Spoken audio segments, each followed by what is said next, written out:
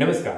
તો મિત્રો, તારીખ 1/9/2025 ના સોના અને ચાંદીના બજાર ભાવમાં શું ફેરફાર જોવા મળી રહ્યા છે તે વિશેની માહિતી આ વિડીયોમાં જોશું. તો જે પણ મિત્રો નવા હોય તે ચેનલને સબસ્ક્રાઇબ કરી લેજો. તો મિત્રો, વાત કરીએ ચાંદીની બજાર વિશે. સૌપ્રથમ તો આજે 1 ગ્રામ ચાંદીનો ભાવ જોવા જઈએ તો 125 રૂપિયા. 8 ગ્રામ ચાંદી આજે 1000 રૂપિયા. 10 ગ્રામ ચાંદીનો ભાવ 1250 રૂપિયા. 100 ગ્રામ ચાંદી 12,500 અને કિલો ચાંદીનો ભાવ આજે 1,25,000 રૂપિયા સુધી રહ્યો હતો. તો મિત્રો, ખાસ કરીને આજે પ્રતિ 1 કિલો ચાંદીના ભાવમાં ફરી એકવાર તોતિંગ વધારો થયો હતો. ઓલ ટાઈમ હાઈ રેકોર્ડ ઉપર બજાર જોવા મળી રહી છે અને 1 કિલો 4,000 રૂપિયાનો તોતિંગ વધારો થયો છે.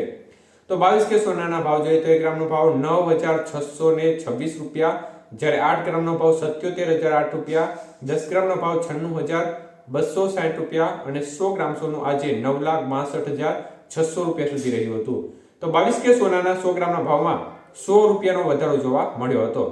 જ્યારે વાત કરીએ આજના 24 કે સોનાના ભાવ વિશે તો મિત્રો, 1 ગ્રામ સોનાનો ભાવ આજે 10,502 રૂપિયા, જ્યારે 8 ગ્રામનો ભાવ 84,116 રૂપિયા, 10 ગ્રામ સોનું 1,05,020 રૂપિયા અને 100 ગ્રામ સોનાનો ભાવ આજે 10,50,200 રૂપિયા સુધી રહ્યો હતો.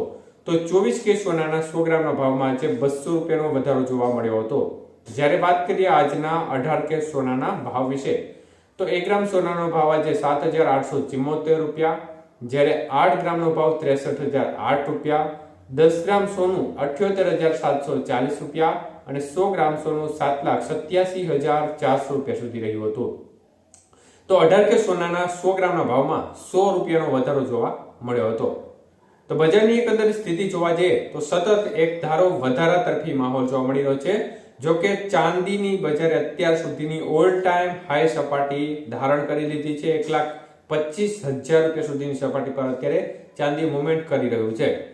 તો મિત્રો, સતત એક પ્રકારે વધઘટ વચ્ચેનો માહોલ જોવા મળી રહ્યો છે અને એકંદરે અમેરિકાની પરિસ્થિતિ છે તે સોનાની બજાર ઉપર મોટી ઇફેક્ટ મારી રહી છે અને ખાસ કરીને અમેરિકાના નિર્ણયો છે અને તેમની અર્થવ્યવસ્થાની સ્થિતિને ધ્યાનમાં લઈ અને બજારની મુવમેન્ટ અત્યારે જોવા મળી રહી છે. તો એકંદરે વધારા તરફી માહોલ વચ્ચે સોનાની બજારમાં એક નવો રેકોર્ડ અત્યારે જોવા મળી રહ્યો છે. ઓલ ટાઈમ હાઈ સોનું જોવા મળી રહ્યું છે.